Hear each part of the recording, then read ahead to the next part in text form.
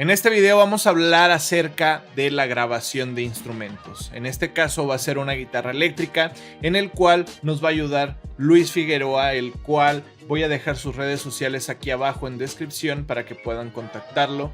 Una persona bastante buena en el mundo de la producción. Y dejando a un lado todo esto, pues vamos a ver cuál es su guitarra, el flujo de la señal, cómo la conectan, las configuraciones que vamos a tomar en el DAW y vamos a ver prácticamente todo esto, el tipo de cables, etcétera, etcétera. Entonces, si te interesa, quédate en este video y pasemos a la explicación. Antes de comenzar el video, quiero decirte que está patrocinado por mi nuevo curso de compresión pro en la página de Sonido Pro, donde aprenderás prácticamente a utilizar el compresor, sus parámetros, los diversos tipos de compresores, una parte práctica y diversas opciones que tiene el compresor desde cero hasta un pro. Así que si quieres adquirir este curso, los enlaces están aquí abajo en descripción para que puedas acceder a este curso. Bueno, la guitarra que yo uso es de una marca que se llama Strandberg. Es un poco peculiar, pues como podrán notar no tiene cabeza, pero pues no hay gran polémica sobre ese tema, funciona igual que otras guitarras. Y pues se conecta aquí, justo aquí. Y estamos listos para entrar a línea. Bueno, yo primero uso una cadena, paso por un compresor muy simple antes de entrar a la interfaz y pues eso es lo único que hace este setup. Bueno, el pedal que yo uso es un MXR. Es muy bueno, es un compresor bastante básico. Bueno, podría decirse que es como la navaja suiza de, pues si tienes una pedalera o en tu cadena de efectos como guitarrista, te beneficiaría tener uno.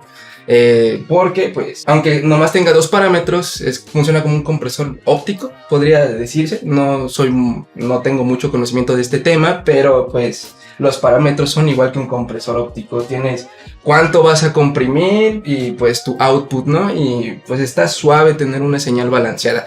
Muchos dicen que un compresor te quita dinámica, pero no, te la aumenta. Es más responsiva la guitarra.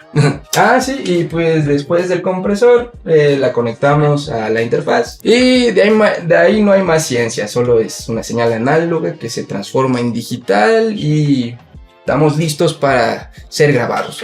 Entonces ya estamos por grabar y para configurar primero vamos a necesitar lo siguiente. En este caso sí te recomiendo que verifiques la versión de FL Studio. En este caso yo tengo la versión 21.2.1 que es la versión con la que estoy trabajando. Entonces a la hora de grabar lo podemos hacer directamente desde la mixer o lo podemos hacer directamente desde el playlist. En este caso lo voy a hacer directamente del playlist. Damos clic derecho, Track Mode, Audio Track y en este caso yo ya tengo seleccionado aquí. Para nosotros renombrar puedes dar clic derecho, Rename and Color o simplemente presionar Shift y el clic izquierdo y ya aquí ya te aparece directamente. Entonces yo lo voy a etiquetar como guitarra 1 y color azul. Ahora para configurar la grabación es conveniente darle clic aquí y darle donde dice Record External Input Only. ¿Qué va a suceder con esto?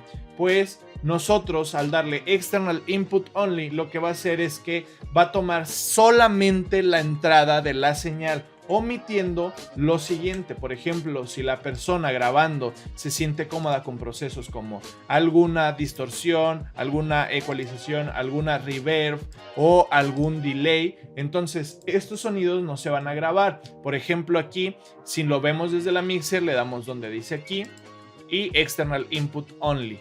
Lo podemos hacer, reitero, desde la mixer o desde el playlist. Depende de la versión de FL Studio que tengas. Entonces, por ejemplo, si yo reproduzco esto, le voy a quitar los efectos y esta es la toma totalmente cruda.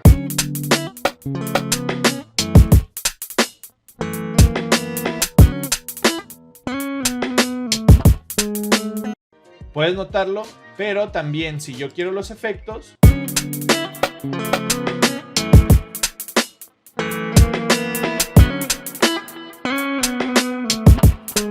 ya los tengo, entonces tengo mayor probabilidad o posibilidad de manipular posteriormente en edición, en mezcla el audio que nosotros trabajamos. Entonces, de esta forma lo puedes configurar.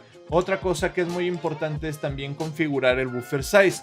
El buffer size, mientras más pequeño sea, va a consumir más recursos, pero va a tener menos latencia el ejecutante en sus monitores de los auriculares. Entonces hay que tomarlo en cuenta. Este número depende mucho también de la capacidad de tu computadora. Si tienes una computadora que no es muy buena, yo lo único que te recomiendo es que vayas bajando poco a poco y grabando hasta donde no se corte el audio, porque si bajamos mucho y tu computadora no es buena, el audio va a empezar a cortarse, va a empezar a escuchar como artefactos, se les llama. Y si subes el buffer size mucho, la computadora va a trabajar más tranquilamente, pero vas a tener mucha latencia o retraso en los auriculares. Entonces, yo te recomiendo que dependiendo de tu computadora vayas trabajando y bajando el número poco a poco hasta donde se acomode, tanto el ejecutante y tu computadora trabaje bastante bien. Estas son las configuraciones que hay que tomar en cuenta a la hora de grabar.